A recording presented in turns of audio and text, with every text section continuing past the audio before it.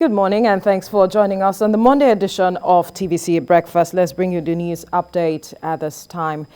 Well, let's talk COVID-19. The Nigeria Center for Disease Control has reported 12 new cases of COVID-19, taking the country's total number of confirmed cases to 168,522. Akwa Ibom recorded the highest number of new cases with 6 new infections, followed by Ogun with 4 new cases, while Rivers with 2 new cases. So far, 164,439 people have been discharged, while 2,124 people have died from COVID-19 complications. Governor of Lagos State Babajide Sanwolu has warned of a possible third wave of the coronavirus pandemic in the state. In a statement issued on Sunday evening and personally signed by the governor, he reeled out statistics of the increasing number of cases in the state and the need to buckle up, especially as the Islamic religious festival draws near. The governor said the number of confirmed cases, which had earlier reduced to 1% average as of the end of June, has suddenly increased to 6.6% rate as of Thursday, the 8th of July. He said in a quote, "Regrettably, in spite of the hard work and dedicated efforts towards sustaining the return to normalcy over the last 3 months, we are now finding ourselves at what appears to be the start of a potential third wave of the COVID-19 pandemic in Lagos State," end quote. He therefore urged full compliance with all the protocols imposed in the country and threatened to prosecute anyone found to have willfully flouted the protocols, particularly the travelers. And in a neighboring Oyo State, the COVID-19 task force says it has uncovered the Delta variant of the coronavirus in the state. The state incident manager and coordinator of the Emergency Operations Center, Olabode Ladipo, who confirmed this, stressed the need for residents to take extra caution and consistently apply all advisories earlier released by the task force. It adds that this strain has been associated with high transmission, increased severity of infection, and outcomes. The state government also restated the need for all inbound travelers to isolate for 7 days and submit themselves for tests. Well, joining me in the studio is the Executive Director, Health Emergency Initiative, Pascal Achunini, as well as public health expert and pharmacist, Nzabasi Ekanem. Gentlemen, good morning. Thank you for joining us on TVC Breakfast. Thank you for having me. It's my pleasure. Right. From the information we are getting, Lagos State and some other states, it seems we are already facing a third wave, or the possibility of getting into a third wave, because of the sudden increase not long after the Delta variant was discovered. We seem to have witnessed an increase in the number of cases, according to reports. And I wonder how concerning this recent development is for you gentlemen, seeing the efforts government has put in place to, when we talk about, bending the curve, ensuring that we do not have as much figures as we have recorded, talk about the impact it has had on our healthcare system and the likes, and even the economy. And now we are seeing a sudden increase. How does this make you feel?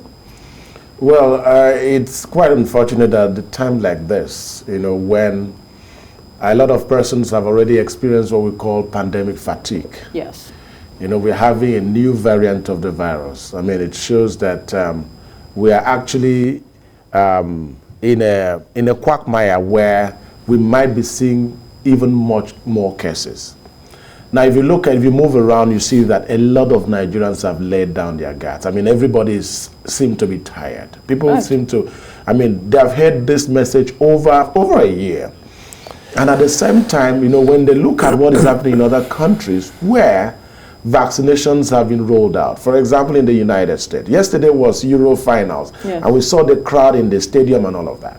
Without finding out what was the criteria of being in that stadium as a spectator. Someone said, "Oh, look at that. People are really, look at the stadium. People are living their lives. People are going back to their normal life." So who tells me that I should still be, living in the new normal? So because of that, people feel that, look, this whole COVID-19 has gone. We are done and over with it.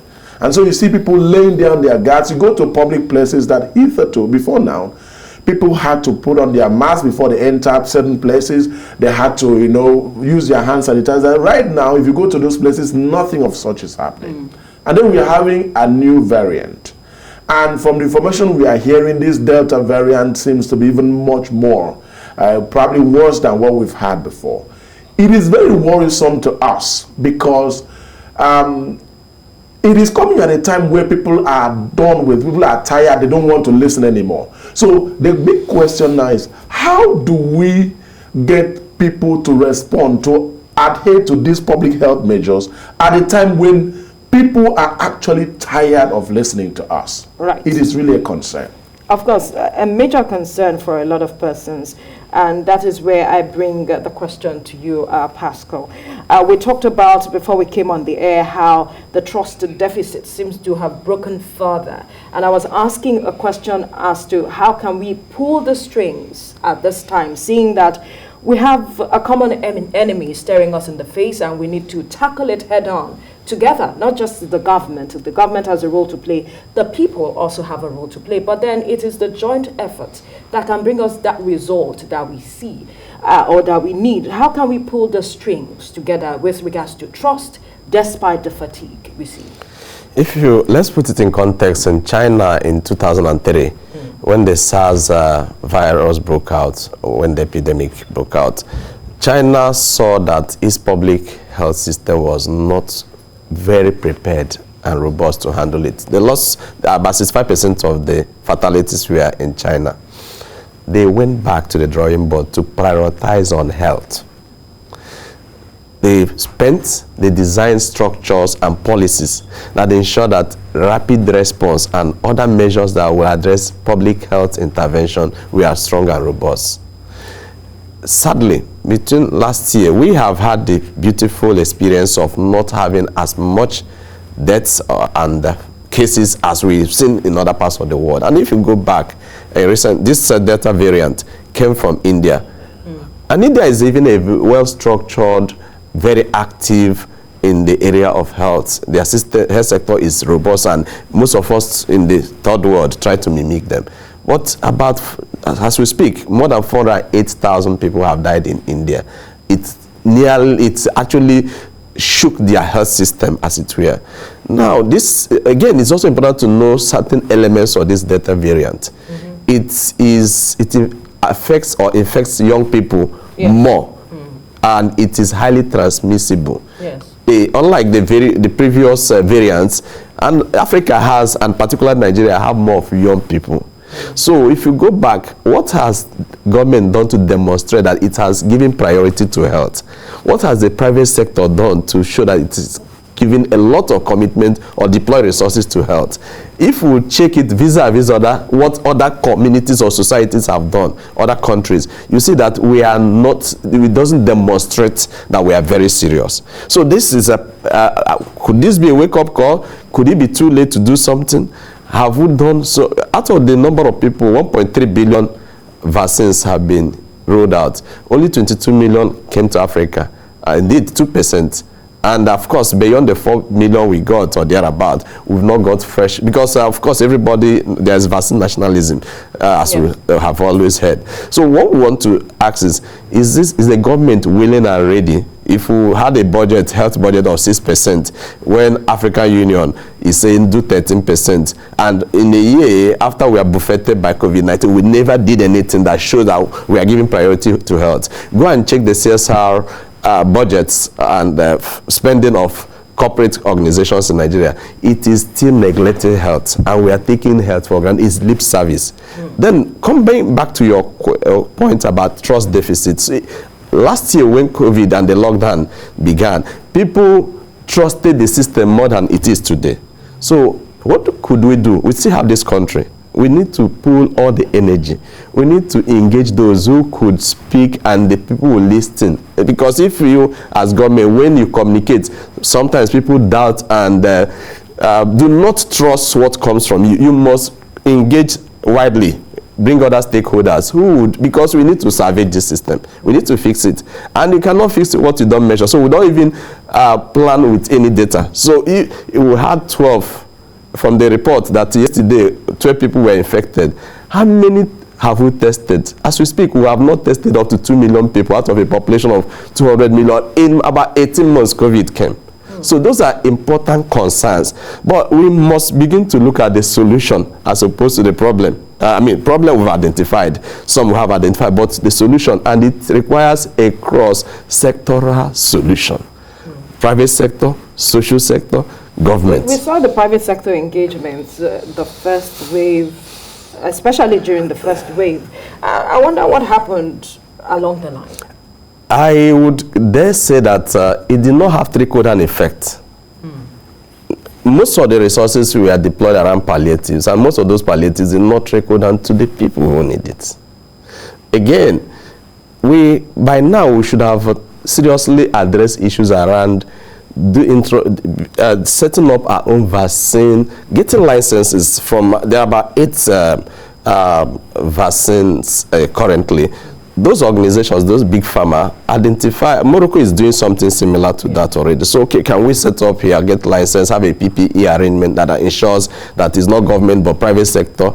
Secondly, the resources, okay, I also have interacted with some health professionals. Some are working with Nigeria Academy of Science to not only come up with a vaccine, but also a treatment.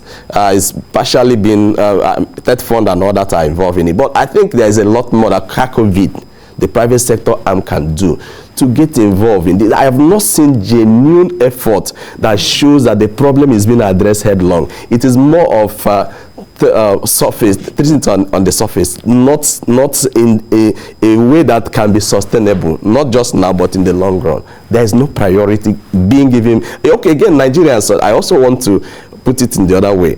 Yes, government may not be doing 100%, private sector may not be doing what it ought to be, but you need to stay alive. I came across someone whose younger brother died in December. He went for the funeral of COVID.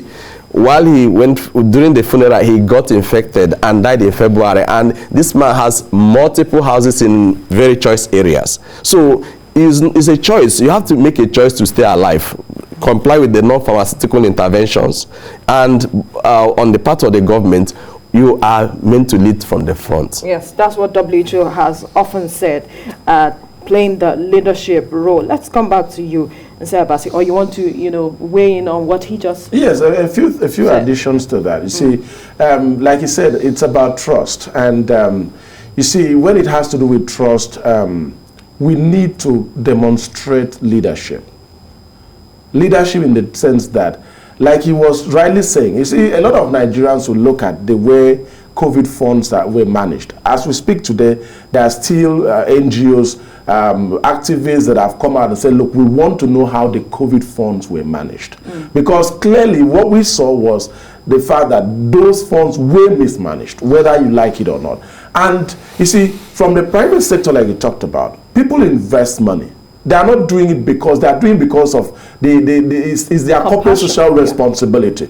And when you look at the fact that the same thing you donated so that people can be helped was not distributed to the people, it didn't trickle down to people. I mean, do you expect them to actually show more commitment in the future? Absolutely not. So it's a fact that we need to strengthen our system. We need to bring some level of leadership into the system. Whatever is being committed, whatever has been donated, we need to see these things, getting to the people, so that first of all, the people can trust the government and its agencies. Because I tell you what, once the people begin to trust the government, it's just a matter, it's just like a stroll in the park. People will definitely listen. I'll give you an example. In Finland, the way Finland handled COVID-19, the whole pandemic, you see that the people took responsibility. Why? Because they saw what the government itself was doing. The president ensured that he did not attend any function throughout the period of the pandemic. Even when it was necessary that he attended, he said, look, I cannot put the life of others at risk. And then people, they finished, said, look, if our president can do this, then, we have to do it. We saw politicians even in Finland that took responsibility and said, look, we cannot flout our own rules. But I tell you, look around Nigeria, what do you see? See, we need to take leadership role. We are the giants of Africa, I tell you. We need to take the front seat. You talked about vaccine manufacturing. For goodness sake, Nigeria has gone way past this. The other time Professor Adeyeye was speaking about vaccine manufacturing in Nigeria. A lot has been done to help Nigeria, set up factories, set up manufacturing companies where vaccines can be produced. But this needs a lot of investment, because for a vaccine to, I'm telling you this as a pharmacist now, for a vaccine to be produced, it goes through a lot of phases. And each of those phases need a huge amount of commitment. I'll tell you that the American government invested billions of dollars in the development of those vaccines that is in the US today. And then why would they not nationalize the vaccine? Absolutely. Nigeria needs to take responsibility as a government, as a giant of Africa. So look, some of those areas where we have been lacking behind in terms of research and development, we need to invest in it. We need to ensure that from our educational system is improved. A lot of Nigerians, I'll tell you this, a lot of Nigerians are poorly educated. I'm saying this. There was a time I was speaking with the CEO of a multinational. He told me, look, I find it very hard to employ Nigerians. You know why? Because I even doubt the kind of education they obtain.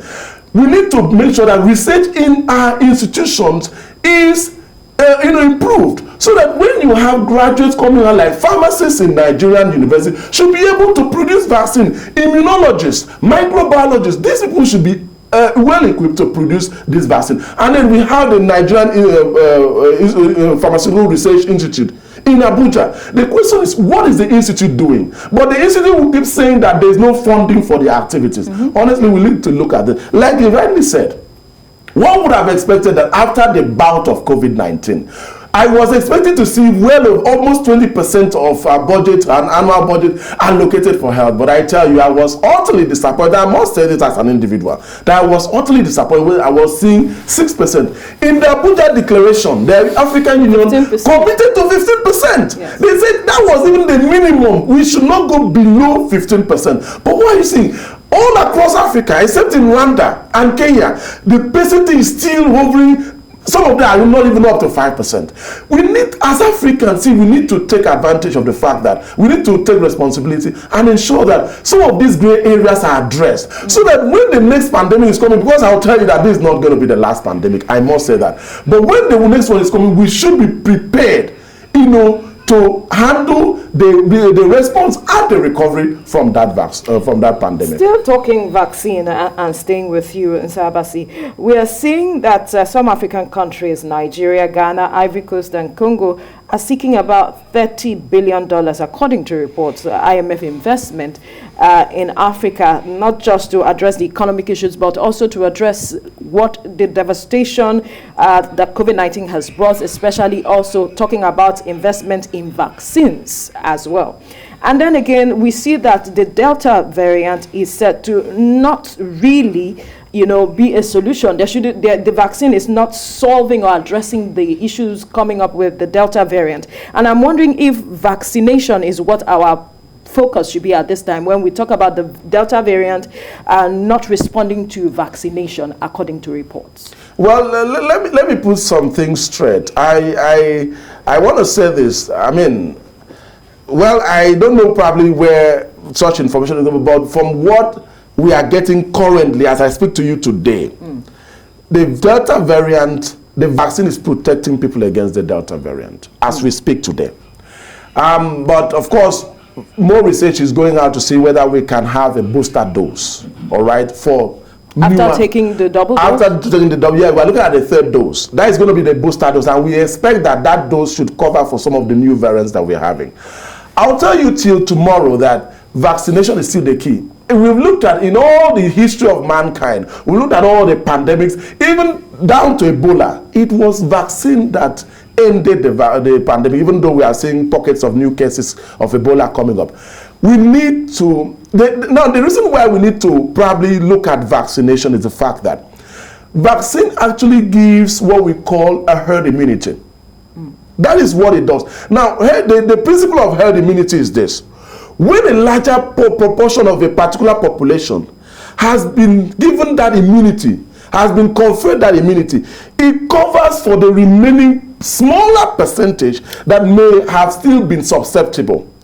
And in vaccination, what we try to do is that to ensure that we target at least 70% of the population, get their antibodies, get COVID-19 antibodies circulating around their system.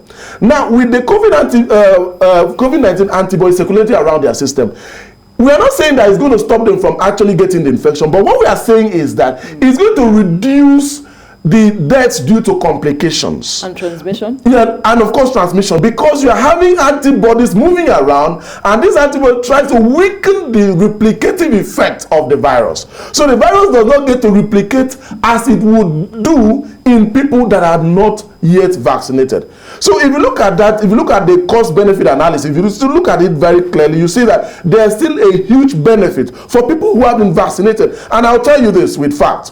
In the United States, as we speak now, over 267,000 deaths have been averted since the vaccine came up. And over 1.2 million infections have also been averted. Because of, comparing the data that we had before the vaccination and the data that we have now in the United States, you see that there's a huge gap in terms of mortality and, of course, mobility, that's transmission of the disease. So I'll tell you till tomorrow that immunization is very, very key. And if we can have as many people as possible vaccinated, then we can manage the remaining susceptible people and ensure that we track the proliferation of the new variants. And let me say this as a final word on this, that diseases like viral diseases, they are transmitted more in cases where there's active replication. When a virus actively replicates, the rate of mutation is increased. So if we are able to reduce the replication of COVID-19 vaccine, I can tell you for a fact, according to science, that you will definitely reduce the rate of mutation of the virus. As long as the virus mutates or rapidly divides or rapidly replicates, the more mutants will still come up. Okay. Now, let's come back to Lagos State, Pascal Chinine. From the statement the governor rather made, he said as of today, only 1% have, taken the COVID vaccine. That's the double dose. And we're looking to 60% herd immunity. How do we ramp up access to vaccination as it is right now, looking at the fact that we are still having a deficit in vaccines. We haven't received any yet, and this variant is spreading as fast. When you look at the papers today, many of the states are said to have exhausted their vaccines, not just Lagos State, but a whole lot of the states across the country. And I'm wondering, where does this leave us? I think there should be a short-term and medium-term solution or approach to this. Number one is activate the non-pharmaceutical vigorously. And when you say vigorously, yes, vigorously is that you need to mobilize stakeholders who would help reach out to the citizenry. Since public enlightenment needs to be up and strong at this time, so that reduces, because we can see inside there's a communication that the federal government has requested for 897 billion for additional to procure vaccines and some other health-related needs. One thing is, if you're ordering for something that is in stock, you can quickly go to the shelf and procure it. But there is there's an engagement that is required, and it requires very, very serious-minded leadership to engage those stakeholders, potential suppliers of the vaccines, because you're not just buying it from, if it's a Pfizer, if it's AstraZeneca, you will still need to engage not just the business leaders, but the political leaders, because of the vaccine nationalism. So in the interim, there will be a lot more rolling of sleeves by the government, state, federal. They need to really wake up to this reality that because this one of the downside, horrible part of this Delta is that it doesn't come with the usual symptoms. Yeah. So somebody may be infected now, but you don't even have, you're not aware. Second is ramping up testing. We are not showing seriousness that in the area of testing. So Lagos, highly densely populated, and that's the hub of international travel. Must deploy measures, especially for the rapid test methodology that ensures people can go take your test in 5-10 minutes And because they use it at the NYSC orientation camps, and it worked. Over 80% or 90% success rate were recorded in terms of when they go back to do to validate it, they find out that the rapid test was working. So we need to ramp up testing. We need to also ensure that health workers are motivated and protected. Our organization, for instance, we are making an arrangement with a partner for about 9,500 PPE for health workers across Lagos health facilities. We've engaged most of the public health institutions. That is a way to proactively prepare, because if we begin to see the numbers rising, the health workers need protection. They need also, their welfare also need to be addressed. So that's also an area like Lagos is very critical, very important for Lagos to prepare ahead of others, because usually the number is higher here. And more importantly, I think this is also a time to, if the federal government is negotiating, do we have, the subnationals, do they have a window to engage independent of the federal government? So if your location is more vulnerable, likely to have higher cases, you engage, you take a bolder step to make sure that you can access the vaccine. Because like you said, the major turn around to this in the immediate time is to vaccinate extensively, and if you it can take at least 6 months to 1 year before we're able to produce locally. So we need to assess it from those who have it already. That must be very, very importantly addressed. I think also Nigerians, a message to Nigerians is that government is also made of human beings. We have ears, we can see. I've seen the protocols being activated again, including attendance at churches and mosques. So we need to personally discipline ourselves. That is no longer time for so much party. I just want to mention that there's a public holiday, the layer coming next week. So people should be, the mobilization to sensitization should start now, so that people don't throw caution to the wind. All right.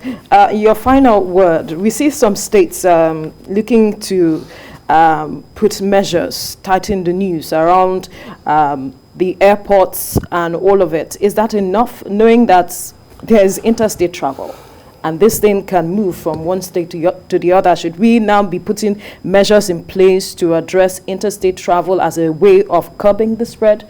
And your final word on this. Okay, thank you. Just before I answer that question, just to add a bit to what he said. While we are looking forward to probably getting the vaccine in, there's already some significant problem right now, vaccine hesitancy. We also need to make sure we do something very tangible to address the magnetic part. Of course. I remember just, I think last week or so, one other TV station actually asked me to talk about that thing. I can tell you that that video has gone so viral. We need to make sure we do that, so that by the time we get the vaccine, we will even have people that will take the vaccines. Because if the vaccines come in and then the hesitancy has been so high that people are no longer interested in the vaccine, I mean, it's going to be more like a fiasco. That's just to add to that. Now, for the response in our states, I mean, now that we have the Delta variant in Nigeria, that means what we are going to be seeing now is what we call community transmission, I mean, within the country. So it is important now, like he said, one of the things that we have not done, honestly, is testing. We need to increase testing. I mean, there's this rapid, like he talked about rapid, it's even a self-testing kit. You can test it yourself. You don't need anybody to do that. So we need to see more of testing. In that regard, we may not probably go the extra length of locking down, probably stopping state traveling, but then we need to make sure that when people are in their vehicles, within the aircraft, they need to put on their mask. Let's try and make sure that we strengthen surveillance, and then we strengthen adherence to the public health measures during transit, so that we reduce the interstate, that community transmission as far as that is concerned. And then, as my final words, I will say this: Nigerians should know that we are not yet done with COVID-19. We are not yet done, and we need to take responsibility. We need to ensure that we protect ourselves and our family. Like it's painted a story here. It's not just about yourself. Your family members may be at risk if one is infected. So we need to all take responsibility. We need to show that leadership, and we need to ensure that we are committed and sincere in the fight against COVID-19, because until everybody's safe, I keep saying this, nobody's safe. That's the truth. Now, one thing you mentioned quickly before we let you go, which has to do with the vaccine hesitancy, when you talk about the video that has gone viral. I want you to address it here for us, because there are those who may not have watched that interview you did with another station, yes, to know what exactly people need to understand if there is a metallic substance in the vaccine that is actually doing what we see in those videos. Well, the truth is this. The moment I saw that video, the first thing I did was to I called over 20 persons who I knew took the vaccine. I mean, excluding myself. 20 persons, and I asked them to please do that. None of them came out positive. None of them. It didn't happen in any of them. You see, there are a lot of things. I mean, people can do just anything. In all those videos, you did not see when they took the vaccine. They only tell you, oh, I took the vaccine and this thing is attaching here. The truth is that it is not true. It is absolutely not true. Nevertheless, infodemic managers by the World Health Organization are already carrying out some kind of investigation to know where that rumor, where that misinformation emanated from, and these things will be addressed. But in the meantime, I want to say that that thing was not true, and it's baseless, it's not scientifically proven, and it is practically not proven, because all the people that I contacted, both here in Nigeria and outside Nigeria, told me that nothing of such happened in all the vaccines, whether it's AstraZeneca, Pfizer, Moderna, or any of them. So please, we should be guided with regards to information. Thank you. Gentlemen, Health Emergency Initiative, Pascal Achunine, the Executive Director of Health Emergency Initiative, as well as Public Health Expert and Pharmacist, and Sir Abasia Kanem. Thank you for your time on the program. Thank you. Thank you for having me. Thank you.